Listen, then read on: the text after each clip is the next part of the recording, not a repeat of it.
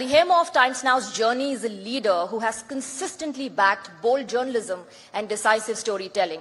And to lay out the vision for this year's summit, we are honored to have with us the Managing Director of the Times Group, Mr. Vineet Jain. Please join me in welcoming him to the stage to officially welcome our distinguished gathering and deliver the theme address. A big round of applause, ladies and gentlemen.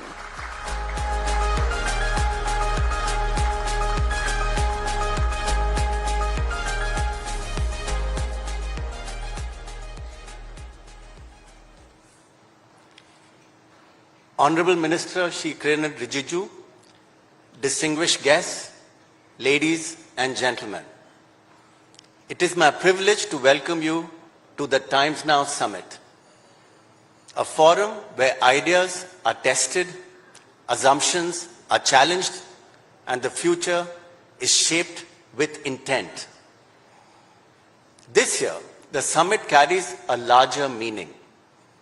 Yes, we mark 20 years of Times Now. But this gathering is not about a legacy built.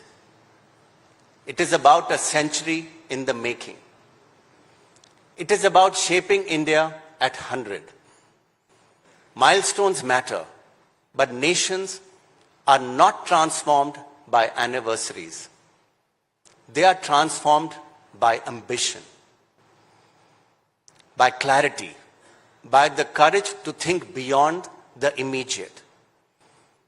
India stands today at one of those defining moments in history.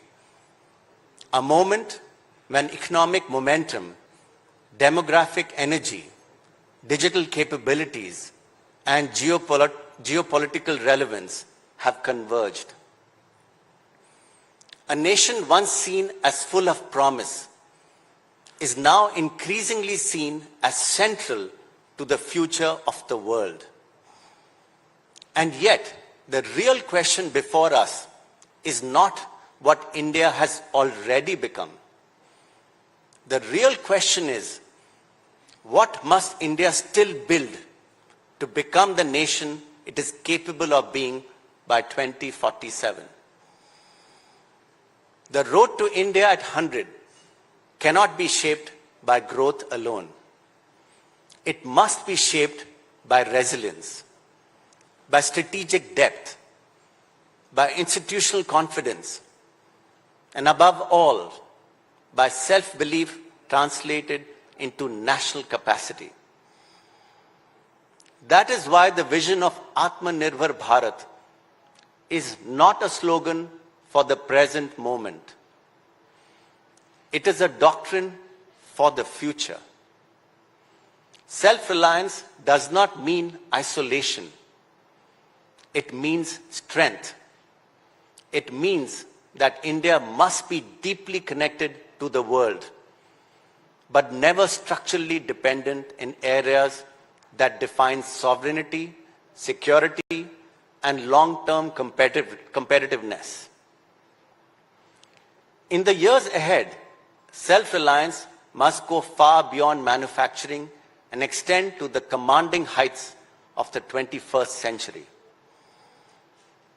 India must build self-reliance in artificial intelligence because AI will shape productivity, security, knowledge, and power. India must build sovereignty in data because the nations that own, govern, and ethically deploy data will shape the architecture of the future.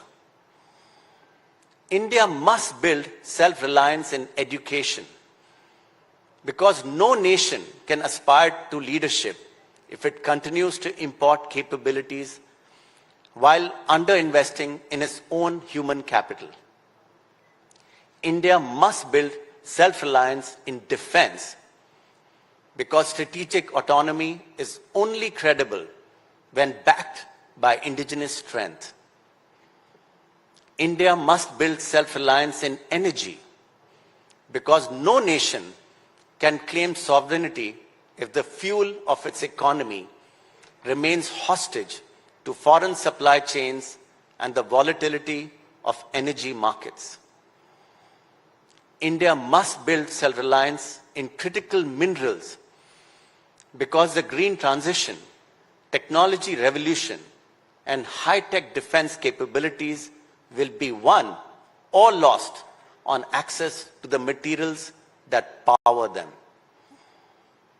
India must build self-reliance in critical technologies because the nations that design, manufacture, and control the foundational systems of the modern world will set the terms on which all others must operate.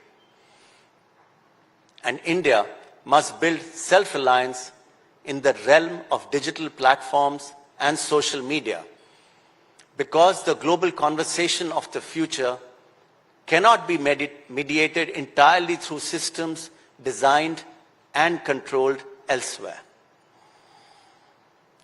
These are not separate ambitions. They are part of one larger national imperative to ensure that India is not merely a large market in the global order, but a rule shaper, an innovation leader, a producer of ideas, technologies, and institutions. For decades, India was described as a country of immense potential. But potential by itself does not change history. Reform does. Execution does.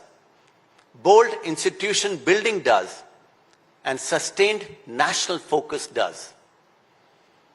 That is why this decade matters so profoundly. Because India has a window of opportunity that will not remain open forever. We must quite simply grow rich before we grow old. This is not merely an economic argument. It is a civilizational urgency. India must use its demographic advantage while it still has it to create wealth, to expand jobs, to deepen skills, to raise productivity, and to build social systems strong enough to support future generations. The ambition of becoming a developed nation by 2047 will require hard choices, second-generation reforms, more competitive institutions, a stronger innovation culture, faster urban transformation, greater investment in research, and a public discourse that rewards long-term thinking, not just short-term reaction. That is why the Times Now Summit matters. Because shaping India at 100 is not the responsibility of only the government or the industry or citizens alone.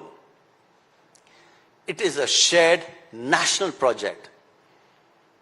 The role of a platform like Times Now, therefore, must also evolve with the times. Not only to report where India stands, but to ask where India must go next. Not only to question power, but to elevate the quality of national purpose. And may I say, not merely to echo words, but to provide solutions and make this into a collective and collaborative national mission. As we open this summit today, this is the spirit in which we gather. Not simply to celebrate past achievements, but to address responsibilities that will shape India's future. Not just to acknowledge how far India has come, but to define how far India must still go. Ladies and gentlemen, welcome again to the Times Now Summit, as we turn our attention to the defining question of our age. How do we shape India at 100? Thank you.